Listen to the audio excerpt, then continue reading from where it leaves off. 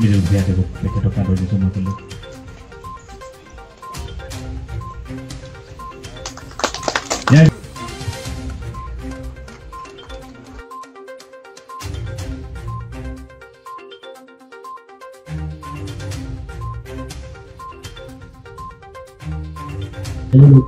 নতুন থিয়েটাৰ নতুন পৰিৱেশ নতুন সপোন নতুন আশা এইবিলাক লৈ পেলাই ৰাজধানী থিয়েটাৰৰ নিৰ্মাণ হৈছে নিৰ্মাণ চলি আছে আৰু নিৰ্মাণৰ প্ৰথমটো খোজতে প্ৰথমটো খুঁটা থাকিব যেমন সহায় সহযোগিতাৰ কাৰণে মই ধন্যবাদ জ্ঞাপন কৰিছো আপোনালোকৰ মৰম আৰু আজি বাৰ্তা আজি ৰাজধানী থিয়েটাৰৰ মাজত দিব বিচাৰিছে সেইটো আপোনালোকে নিয়াৰ দায়িত্ব লোৱাৰ কাৰণে আপোনালোকে সেৱা জনাইছো আৰু আপোনালোকে দেখিছে আজি এটা বেলেগ ধৰণৰ পৰিৱেশ মই আগতেও মই দেখা নাই ৩৫টা বছৰ তাৰমানে অপেনিঙত হয় নাটক আৰম্ভ হয় এনেকুৱা মানুহ আহে কিন্তু একো নহওঁতে অকল আহ্বায়ক যিখিনি আহ্বায়ক কমিটি আজি ইয়ালৈ আহি পেলাই আমাক যি এটা সুন্দৰ পৰিৱেশৰ সৃষ্টি কৰিলে দেখক মানুহ গাড়ী এই অসমৰ বিভিন্ন ঠাইৰ পৰা আহ্বায়ক কমিটি ইয়ালৈ আহিছে এইটো হ'ল আমাৰ কাৰণে ডাঙৰ মানে সাৰ্থকতা কাৰণ নতুন থিয়েটাৰ বোলে আজিকালি বহুতে অকণমান সন্দেহৰ চকুৰে চায় কিছুমান নতুন থিয়েটাৰে তেনেকুৱা এটা পৰিৱেশৰ সৃষ্টি কৰিছে কিন্তু তাৰ বহু যোজন দূৰত মই বাৰে বাৰে কৈছো ৰাজধানী থিয়েটাৰ আৰু ৰাজধানী থিয়েটাৰ আপোনালোকে পৰিৱেশটো দেখুৱালে গম পাব আজি আহ্বায়ক কমিটি যি ভয়ভৰ আহ্বায়ক কমিটিয়ে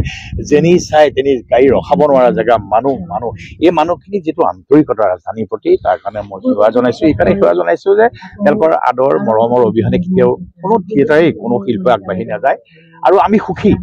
আমি যিমান আজি আমাৰ ইয়াত পয়োভৰ জনালে আমি সঁচাকৈ কল্পনাও কৰা নাছিলো যে ইমান কোটি মানুহে আজি আমাক মৰম দিবলৈ আহিব মোৰ লগত বাসুৰয় আছে মল্লিকা আছে এওঁলোক বকচোন এটা সুন্দৰ দুটা মন আৰু সেই দুটা মনৰ কাৰণে চাগে আজি ইমান বোলো মানুহৰ ভাল ভাল মন ইয়ালৈ আহিছে আৰু কাম কৰাৰ এটা সাংঘাতিক হেঁপাহ এতিয়াৰ পৰা জন্মি আছে কাম কৰি যাম আপোনালোকক এটাই অনুৰোধ যে অসমৰ ৰাইজে এটা সম্পূৰ্ণ পৃথক আৰু সম্পূৰ্ণ নতুন সোৱাদৰ এখন থিয়েটাৰ পাব আমি বহুত চিন্তা কৰিছো নাটকৰ আমাৰ যিটো বাহ্যিক বাহিৰৰ পৰা দেখা যিটো পৰিৱেশ সেই পৰিৱেশটো আমি কমপ্লিট চেঞ্জ কৰিম প্ৰতিখন থিয়েটাৰ আজিলৈকে তেনেকুৱা আমি কৰা নাই যিখন থিয়েটাৰ দেখিলে যে থিয়েটাৰ নলগা এখন থিয়েটাৰ হ'ব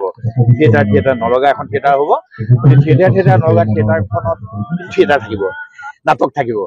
এটা পৰিৱেশ হ'ব আমি কিছুমান নতুন চিন্তা কৰিছে তেওঁলোক নতুন মনৰ মানুহ নতুন চিন্তাৰ মানুহ সাহসী মানুহ গতিকে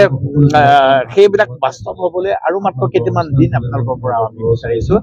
আমি চাগে খুব সম্ভৱ জুনৰ 25 মানৰ আমি আমাৰ যুদ্ধ আৰম্ভ কৰিম গতিকে আপোনালোকক মই পুনৰবাৰ আন্তৰিক শ্ৰদ্ধা জনাইছো আপোনালোকে আহিছে আজি আৰু বৰ বিশেষ কথা নাটক কথা ক'বলৈ নাযাওঁ আজি এটা জন্ম হৈছে এটা আশাৰ জন্ম হৈছে এটা সপোনৰ জন্ম হৈছে এইটো বাস্তৱ হ'ব আপোনালোকৰ সহায় সহযোগ লাগিব গতিকে সকলোকে পুনৰবাৰ সেৱা জনাইছো আপোনালোকে মাত্ৰ আমাৰ পৰা এটা বাৰ্তাই জনাইছো যে মই বিশেষকৈ আজি 32টা বছৰ আহ্বায়ক কমিটি এনেকুৱা পৰিৱেশৰ একেদিনাখনে দেখা নাই বা কোনোদিন দেখা নাই এই বাৰ্তাটো এইকাৰণে যাব লাগে যে আহ্বায়ক কমিটিসকলে বুজি পাওক এখন থিয়েটাৰ যদি সততাই কৰিব বিচাৰে থিয়েটাৰৰ প্ৰতি বিশ্বাস আনিব বিচাৰে তেতিয়াহ'লে